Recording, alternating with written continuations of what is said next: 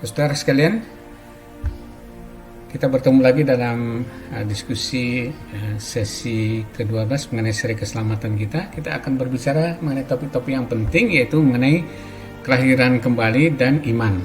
Iman di sini adalah iman yang menyelamatkan, yang dalam sesi berikutnya akan kita lebih eksplor mengenai apa itu iman dan iman yang menyelamatkan. Sekarang kita fokus kepada kelahiran kembali, kita gabung dan iman. Kenapa? Karena ada hubungan keduanya. Keduanya tidak dapat dipisahkan. Nanti kita lihat mengapa. Karena iman yang menyelamatkan itu hanya bisa ditimbulkan saat seseorang dilahirkan kembali. Kita review dulu urut-urutan keselamatan, karena ini penting supaya kita mengerti sampai di mana kita. Kita sudah bicara mengenai pilihan dan penetapan Allah atau predestinasi, dan kemudian kita sudah sesi yang lalu kita sudah bicara mengenai panggilan ya, mengenai panggilan Allah.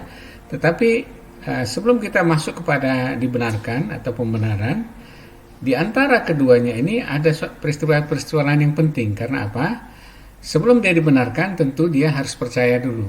Nah, sebelum percaya dan bertobat, ya, karena pertobatan itu adalah manifestasi daripada iman yang menyelamatkan. Nah, sebelum itu terjadi ada suatu peristiwa yang disebutkan kelahiran kembali, yang menyebabkan adanya iman yang menyelamatkan dan pertobatan itu. Jadi apakah itu kelahiran kembali dan iman yang menyelamatkan? Kita diskusikan berikut ini. Ya, jadi ini kita akan mendiskusikan ya hal di sini di antara panggilan dan pembenaran. Nah, diskusi mengenai kelahiran kembali tentu Anda sudah tahu bahwa konsep yang paling jelas adalah didapat dari Yohanes 3, yaitu mengenai diskusi atau diskursus antara Tuhan Yesus dengan Nikodemus. Ya, di sini disebutkan adalah seorang Farisi yang bernama Nikodemus, seorang pemimpin agama Yahudi. Ya, Farisi itu adalah salah satu faksi di dalam pemerintahan autokrasinya orang Yahudi. Di sana ada fraksi sama seperti kita, ada fraksi-fraksi partai-partai ya, ada partai PDIP, ada PKB dan sebagainya. Jadi Farisi ini salah satu fraksi di dalam majelis ulamanya orang Yahudi yang disebut Sanhedrin. Ya, kalau di sini disebutkan dia bukan seorang Farisi yang biasa, karena dia adalah seorang pemimpin agama Yahudi. Artinya dia itu masuk menjadi salah satu anggota dari Sanhedrin, yaitu majelis ulamanya Yahudi yang terdiri daripada 70 ditambah 1 imam besar sebagai pemimpinnya. Nah, jadi yang datang ini Nikodemus adalah seorang Farisi yang sudah mengetahui dengan baik apa isi daripada kitab Torah Musa, ya, kelima kitab Musa yang di dalam perjanjian lama. Istilahnya dia sudah khatam mengenai semua yang ada di dalam Taurat Musa, dan dia adalah seorang pemimpin. Tetapi ia datang pada waktu malam. Dia berkata kepada Tuhan Yesus, "Rabi, kami tahu bahwa engkau datang sebagai guru yang diutus Allah, sebab tidak ada seorang pun yang dapat mengadakan tanda-tanda yang engkau adakan itu jika Allah tidak menyertainya." Jadi dia datang kepada Tuhan Yesus, dia tidak bertanya, tapi untuk menyatakan, aku datang itu untuk mengetahui sebenarnya apa sebenarnya yang ada di balik tindakan-tindakan ini, karena kami tahu Allah menyertaimu. Tapi Tuhan Yesus menjawabnya tidak basa-basi, dia langsung kepada inti permasalahan sebenarnya. Tuhan Yesus menjawab, "Aku berkata kepadamu, sesungguhnya jika seorang tidak dilahirkan kembali, ia tidak dapat melihat kerajaan Allah." Perhatikan sesungguhnya perkataan ini. Saya lebih senang terjemahan lama, ya, sesungguh-sungguhnya 2 kali, karena itu terjemahan daripada amen-amen. Ya, kalau lihat bahasa Inggrisnya juga disebutkan verily, verily, ya, 2 kali, karena ini sesuatu yang serius. Sesungguhnya jika seorang tidak dilahirkan kembali, ini perhatikan, tidak dilahirkan kembali, ia tidak dapat melihat kerajaan Allah. Dilahirkan kembali di sini itu adalah diterjemahkan daripada genau anoten. Anoten itu bisa dari atas, dari awal, dari semula, atau dari atas, ya. Kalau dilahirkan, kita tidak dilahirkan ulang istilahnya, atau dilahirkan dari atas, maka kita atau seseorang tidak dapat melihat kerajaan Allah. Perhatikan sini melihat, ya, melihat sini bahasanya bahasa Yunaninya eido. Eido ini bisa berarti untuk mengetahui atau untuk mengerti, ya. Di sini juga ada perceive juga, ya. Jadi kalau seseorang tidak dilahirkan kembali, dia tidak bisa mengerti atau mengetahui mengenai kerajaan Allah. Jadi apapun yang dilakukan seseorang, walaupun dia pengajar agama, kalau dia tidak dilahirkan kembali, maka dia tidak akan bisa melihat kerajaan Allah, tidak bisa mengerti kerajaan Allah, ya, apalagi beriman mengenai kerajaan Allah. Jadi tidak mungkin Nikodemus bisa mengerti, bahkan bisa percaya kalau dia tidak dilahirkan kembali. Itulah maksud dari diskusi itu.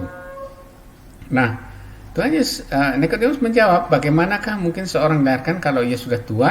Dapatkah ia masuk kembali ke dalam rahim ibunya dan dilahirkan kembali? Nah, ini bukti bahwa dia tidak mengerti apa artinya dilahirkan kembali itu, ya, karena dia belum dilahir barukan pada waktu itu. Tetapi kemudian kemungkinan besar dia sudah percaya dan dilahirkan kembali, ya, dilahirkan kembali dan percaya karena dia merupakan salah satu pemimpin agama yang membela Yesus pada saat Yesus disidang, ya. Nah, jawab Yesus, aku berkata kepadamu, sesungguhnya jika seorang tidak dilahirkan dari air dan roh, ia tidak dapat masuk ke dalam kerajaan Allah, ya. Di sini banyak kontroversi apa maksudnya dilahirkan dari air dan roh, tetapi ini sederhana pengertiannya. Dilahirkan dari air itu adalah dilahirkan secara daging, ya. Jadi seorang yang sudah lahir secara daging, dia harus dilahirkan juga dari roh supaya dia dapat masuk dalam kerajaan Allah, ya. Dia dapat melihat dan juga dapat masuk dalam kerajaan Allah. Perhatikan, masuk kerajaan Allah. Di sini melihat, mengerti dan masuk dalam kerajaan Allah. Harus dilahirkan baik secara fisik maupun secara rohani. Ya, ini artinya daripada ayat ini. Nah, perhatikan, apa yang dilahirkan dari daging adalah daging dan apa yang dilahirkan dari roh adalah roh. Artinya, kalau kita hanya lahir seperti lahir manusia biasa ini, kita belum dilahirkan kembali oleh roh huruf besar, oleh Roh Kudus, maka kita tidak bisa masuk dalam kerajaan Allah. Melihat pun nggak bisa, mengerti pun mengenai kerajaan Allah nggak bisa. Makanya banyak orang Kristen juga sudah puluhan tahun untuk mendengarkan firman Tuhan, tak pernah satu pun dia mengerti. Contohnya, ya. Kalau kita membaca novel, mungkin tebalnya mungkin sampai 200 halaman, kita bisa mengerti dengan jelas. Sekali baca bisa ngerti dengan jelas. Oh, di sini dia mengatakan, kita menceritakan ulang bisa. Tetapi kita sudah 30, 40, 50 tahun mendengar firman Tuhan. Kalau ditanya sebenarnya isi daripada penjelasan Paulus di kitab Roma atau di Efesus yang pendek apa sih? Kita nggak pernah mengerti. Karena apa? Belum pernah dilahirkan kembali, belum mengalami peristiwa kelahiran kembali, sehingga kita tidak dapat atau orang-orang tersebut tidak bisa mengerti mengenai hal-hal rohani, mengenai kerajaan Allah, apalagi masuk ke dalamnya. Ya, jadi harus dilahirkan kembali. Inilah diskusi Tuhan Yesus dengan Nikodemus. Lalu kemudian bagaimana prosesnya kelahiran kembali dan siapa yang membuat kelahiran kembali itu? Di dalam ayat-ayat berikutnya Tuhan Yesus mengatakan dalam Yohanes 3 ayat 8, angin bertiup kemana ia mau dan engkau mendengar bunyinya, tetapi engkau tidak tahu dari mana ia datang atau kemana ia pergi. Demikianlah halnya dengan tiap-tiap orang yang lahir dari roh. Ya, ini untuk menjawab pertanyaan. Jadi bagaimana seorang bisa dilahirkan kembali atau bagaimana prosesnya atau kapan seseorang bisa dilahirkan dari roh itu? Ya. Seolah-olah kita bisa melahirkan kembali diri kita sendiri, ya. Karena banyak sekali saya dengar juga dari khotbah-khotbah itu salah. Mari kita dilahirkan kembali. Tidak ada artinya mari kita dilahirkan kembali, karena kelahiran kembali itu adalah karya Roh Kudus. Di sini kita lihat, ya, angin dan roh itu sebenarnya kata yang sama, ya. Di sini disebutkan pneuma. Pneuma itu bisa diterjemahkan sebagai angin, juga sebagai roh. Tetapi ini terjemahan Lembaga Alkitab Indonesia sudah benar. Jadi Tuhan Yesus mengilustrasikan kelahiran baru itu sama seperti angin. yaitu angin itu bertiup kemana mau, kemana ia mau, tapi engkau tidak mendengar bunyinya. Tetapi engkau tidak tahu dari mana ia datang atau kemana pergi. Demikianlah halnya tiap-tiap orang yang lahir dari roh. Jadi kadang-kadang kita tidak mengetahui seseorang itu dilahirkan kembali oleh roh Tuhan. Prosesnya bagaimana? Karena itu adalah karya daripada roh Allah sendiri. Suka-suka roh itu kemana? Sama seperti angin itu. Kapan dia lahir barukan? Tetapi kita mengerti dari konteks yang urutan keselamatan itu bahwa orang yang akan dipilih, yang sudah dipilih dan ditetapkan oleh Allah suatu saat akan dipanggil dan mereka akan percaya melalui oleh karena kelahiran baru ini, ya. Nah, jadi artinya kelahiran kembali ini adalah karya roh Allah saja, ya, bukan manusia, ya. Dia atau roh Allah memberi hati baru sehingga seorang dapat mengerti hal-hal rohani, dapat percaya, bertobat, dan memperoleh hidup yang kekal. Coba perhatikan, harus kita perhatikan benar-benar diskusi antara Tuhan Yesus dengan Nikodemus itu. Ada orang beranggapan bahwa yang membuat seorang lahir baru itu karena iman percaya seseorang itu. Bagaimana seseorang bisa percaya? Dia ngerti aja tidak. Jadi jangan kebalik-balik. Ya, itu adalah pengajaran yang salah. Seolah-olah lahir baru itu merupakan hadiah daripada iman seseorang sehingga dilahirkan kembali. Bukan. Itu orang-orang bingung, tidak bisa membedakan antara kelahiran kembali dengan diperanakkan atau diangkat menjadi anak atau diadopsi. Tapi kelahiran kembali adalah karya roh Allah sendiri dan tidak ada peran dari manusia, karena manusia itu sudah mati rohaninya. Sesudah Roh Kudus itu memberikan hati baru kepada seseorang, baru dia bisa percaya, baru dia bisa mengerti Injil itu, baru dia bisa percaya, bisa merespon firman Tuhan. Jadi jangan kebalik-balik.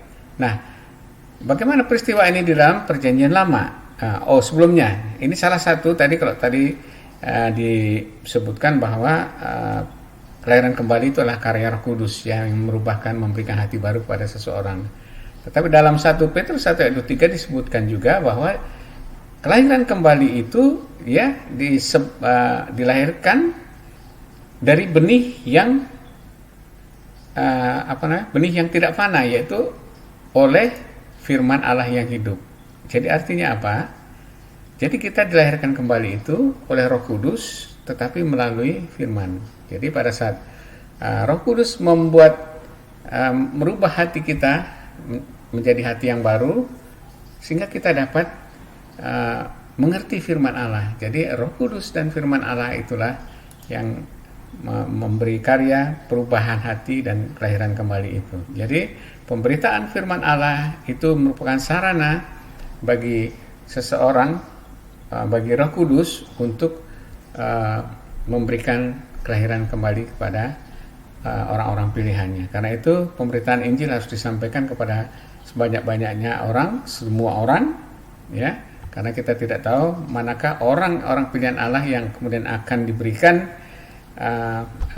hati yang baru melalui peristiwa kelahiran kembali oleh Roh Kudus, ya. Jadi kelahiran kembali adalah roh Allah sehingga seorang dapat mengerti pemberitaan firman Allah dan dapat percaya berita Injil sehingga ia dapat bertobat dan memperoleh hidup yang kekal. Jadi roh Allah tidak bekerja sendiri. Dia merubah hati seseorang supaya seseorang itu bisa mengerti dan percaya, beriman kepada firman Allah yang diberitakan.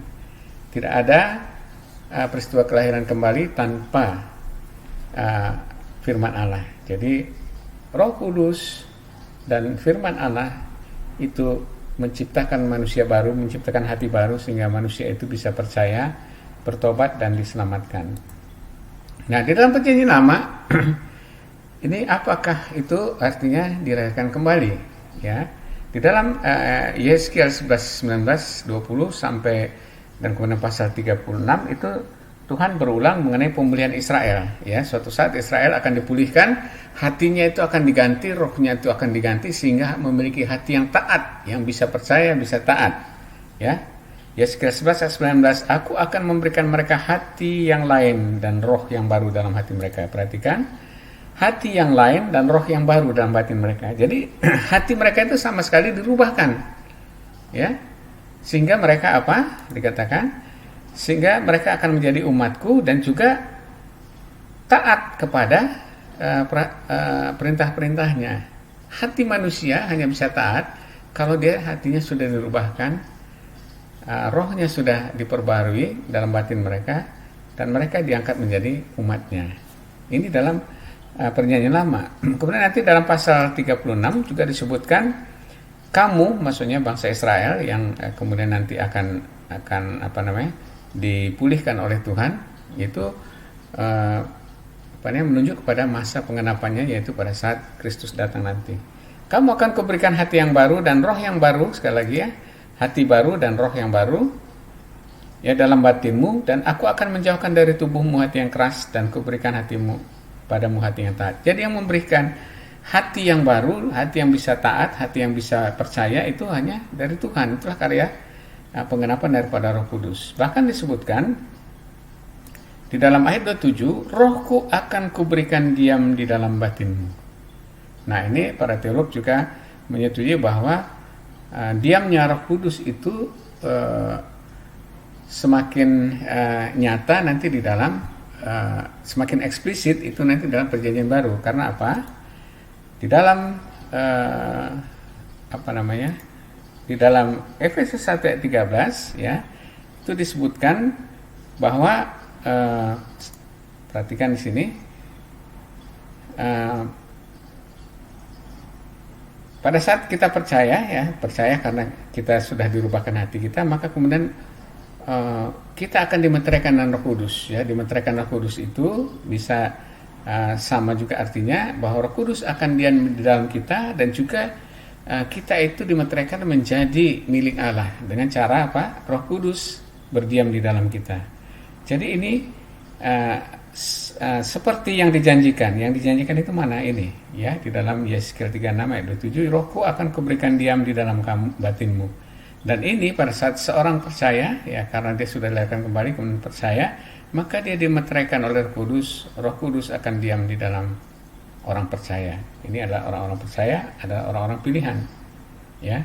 Nah, kemudian di sini Rom 10 ayat 10 kita tekankan, karena dengan hati orang percaya dan dibenarkan, dan dengan mulut orang mengaku dan diselamatkan. Kenapa hatinya yang dirubah ya oleh Tuhan? Karena tanpa hati yang dirubah orang tidak akan percaya. Itu artinya kita sama diumpamakan oleh Efesus 2 itu bahwa kita bagaikan orang mati ya, yang hanya bisa percaya saat kita dihidupkan kembali.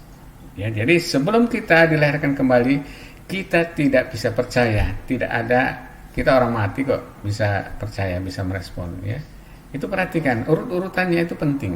Ya, nah, jadi perhatikan di sini urut-urutannya apa yang terjadi pada saat seseorang dipanggil. Ya, itu kita sudah diskusi bahwa ini adalah panggilan yang efektif, panggilan dalam rangka Allah memanggil orang-orang pilihannya untuk percaya Dia.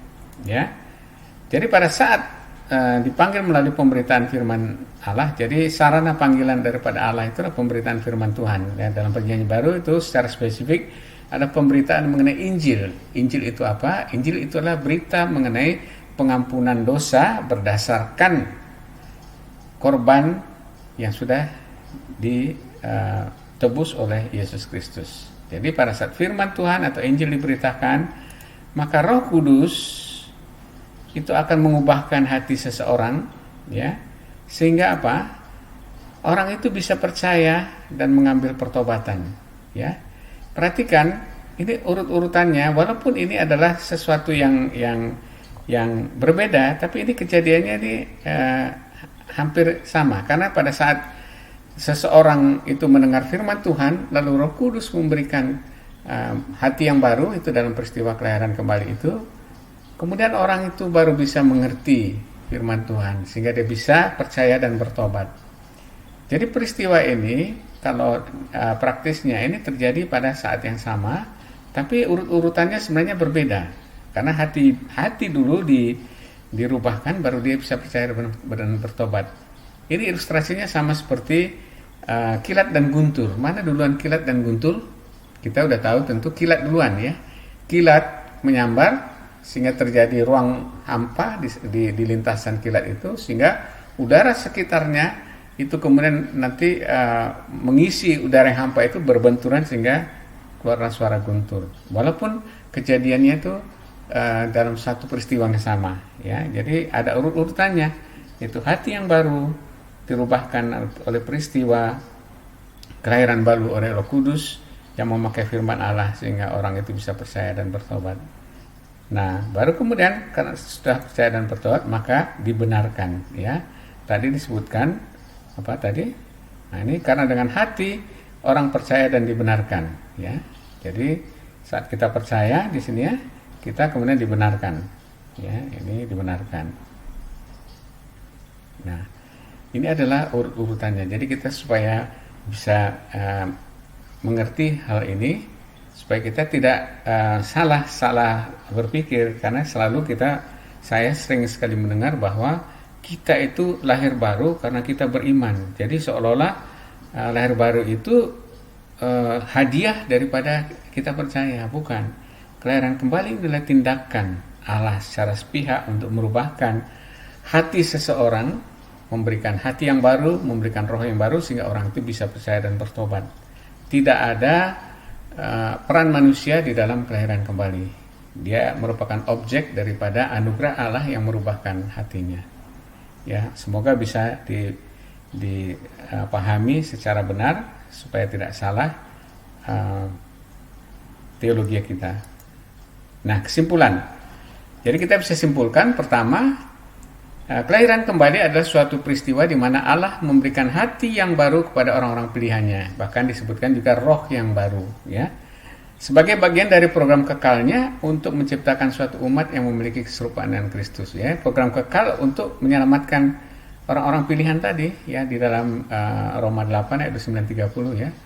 Mereka yang dipilihnya dari semula, mereka juga ditentukannya dari semula atau dipersediakan semula untuk menjadi serupa dengan gambaran anaknya, yaitu gambaran Kristus. Jadi saat tiba waktunya orang itu harus percaya, maka dia dipanggil dengan Allah pertama memberikan hati yang baru pada orang-orang itu, orang-orang pilihannya. Yang kedua, kelahiran kembali adalah karya Allah Roh Kudus yang bekerja melalui pemberitaan firman Allah atau Injil. Tadi kita sudah jelaskan.